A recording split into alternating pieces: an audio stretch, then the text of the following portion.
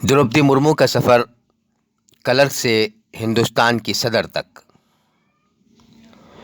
ओडिशा के सरकारी दफ्तर में क्लर्क के तौर पर अपने कैरियर का आगाज़ करने वाली 64 साल खातून द्रौपदी मुर्मू ने 5,77,777 वोटों के जरिए हिंदुस्तान का सदारती इंतखाब जीत लिया है।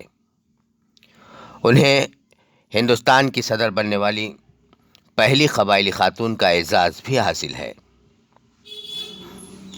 मयूरभंज ज़िले के बेदापूसी गांव में 20 जून 1958 ईस्वी को पैदा होने वाली द्रौपदी मुर्मू का ताल्लुक़ हिंदुस्तान के सबसे क़दीम और बड़े कबायली गिरोहों में से एक सिंथल बरादरी से है।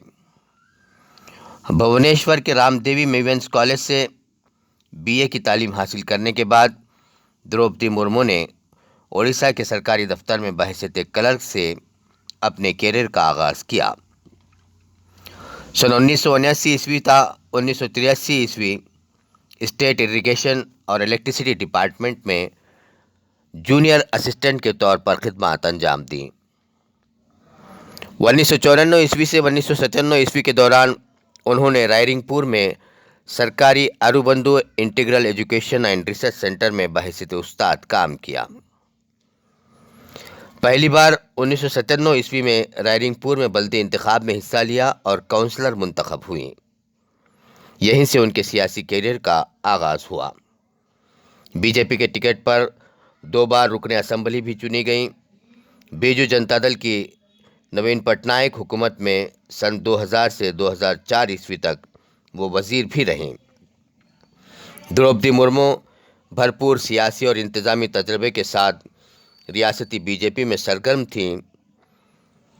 उन्होंने कई दहाइयों का सफ़र बीजेपी के साथ तय किया है।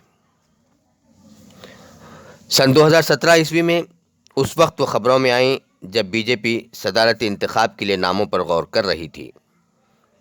उस वक्त वो रियासत झारखंड की गवर्नर के ओहदे पर फाइज थीं। द्रौपदी मुर्मू 25 जुलाई को अजीम हिंदुस्तान की सदर के अजीमुल मर्तबत ओहदे का हलफ उठाएंगे। वो हिंदुस्तान की 15वीं सदर होंगे। मौजूदा सदर रामनाथ कोविंद की मियाद 24 जुलाई को ख़त्म हो रही है।